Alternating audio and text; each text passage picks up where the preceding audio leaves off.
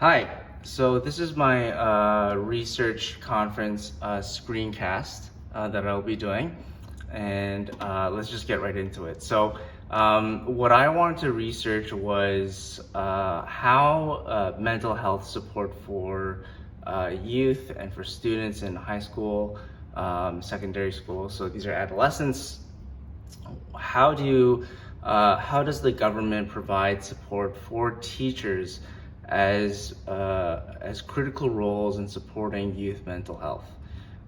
So we know that teachers have a very unique positioning in terms of understanding student mental health, just because adolescents spend most of their times in school, socializing with others, and the ability for teachers to see that happening in the classroom, and their unique positioning that might have access to student behavior and knowing the student that professionals might not have access to, or that parents might not have access to. I wanted to see how the government was perceiving and providing support for these teachers specifically as critical roles in mental health, as opposed to how teachers were actually implementing them. This way we can get a better understanding of how the government can support and provide further resources or workshops to better aid teachers in understanding what role can they play in supporting youth mental health. Okay, so just the background here very quickly just talks about the rise of mental health in students, in adolescence, and many anxiety disorders, many mental health illnesses occur during adolescence.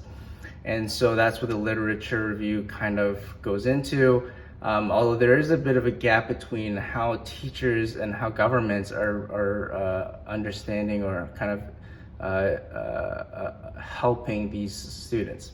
So the three documents I decided to analyze are from three different separate provinces. So one, this is from the Manitoba school. So all documents had to be created by the government, the Ministry of Education of the said government, of said province.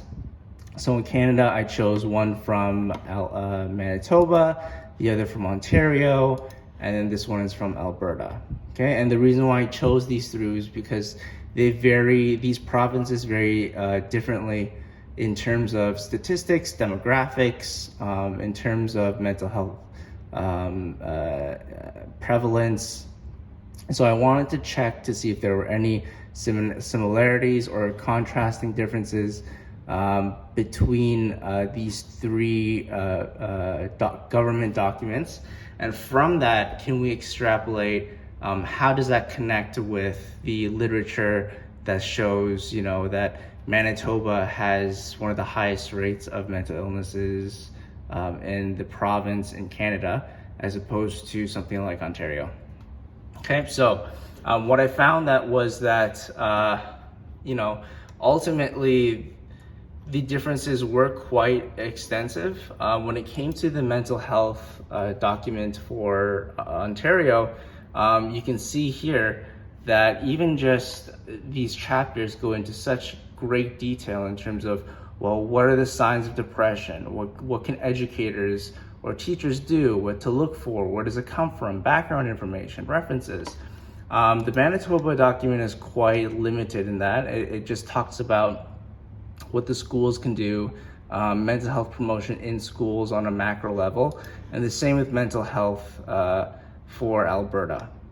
It's quite similar. There are some instances where they do talk about what the roles that teachers can do, but it's quite limited.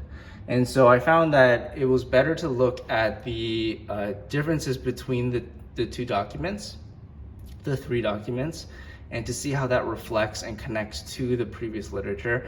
And it does seem to coalesce and align with each other in terms of Manitoba suffering from a lot of mental health issues, can be reflected in the limited amount of resources that the government provides for teachers in helping students with mental health illnesses, in terms of awareness, in terms of recognizing, identifying, referring, having resources in the community that can help students, whereas in Ontario it's much more extensive, provides resources that are much more reflective of, say, the GDP of each province and how much money is being funneled into these. And so future studies or this kind of creates the implication of perhaps that some provinces that are struggling with mental health amongst youth, the government should provide more funding towards educating teachers specifically to play a critical role, because these teachers do play a very critical role.